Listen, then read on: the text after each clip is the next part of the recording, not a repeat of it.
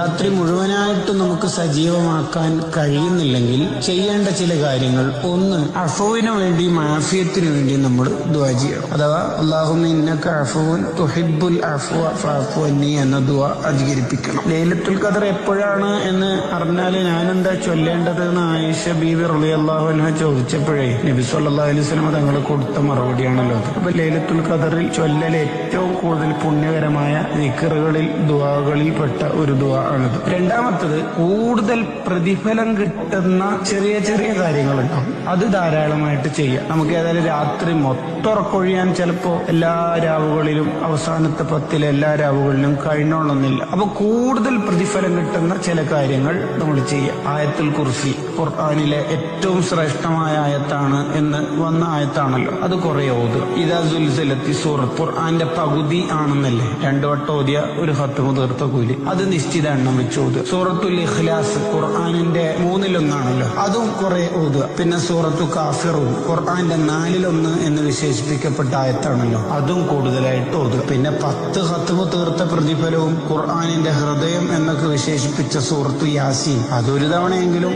ഓതാതിരിക്കരുത്. അൽ ബഖറ സൂറത്തിലെ അവസാനത്തെ ആയത്തുകളുണ്ടല്ലോ, നമ്മൾ ഹദ്ദാദിലൊക്കെ ചൊല്ലുന്ന അതും നമ്മൾ ഓതണം. കാരണം തഹജ്ജുദ് നിസ്കാരത്തിന് പകരമായിട്ട് നിൽക്കുന്നതും രാത്രിയിലുള്ള കാവലിനൊക്കെ മതിയാവുന്ന ആയത്തുകളെന്ന് വിശേഷിപ്പിക്കപ്പെട്ട ആയത്തുകളാണല്ലോ. ഹദ്ദാദ് റാത്തീബ് മറക്കില്ല, പതിവായി ഓതുന്ന വാഖയയും മുൽക്കും എന്തായാലും ഒഴിവാക്കില്ലല്ലോ. ഇതുപോലെ ഇസ്തിഗ്ഫാർ, തസ്ബീഹ്, ദിക്റുകൾ, ഹബീബായ മുത്തുനബി സല്ലല്ലാഹു അലൈഹി വസല്ലം തങ്ങളുടെ പേരിലുള്ള സ്വലാത്ത്, ഇതും കൂടുതലായിട്ട് നമുക്ക് കഴിയുന്നത്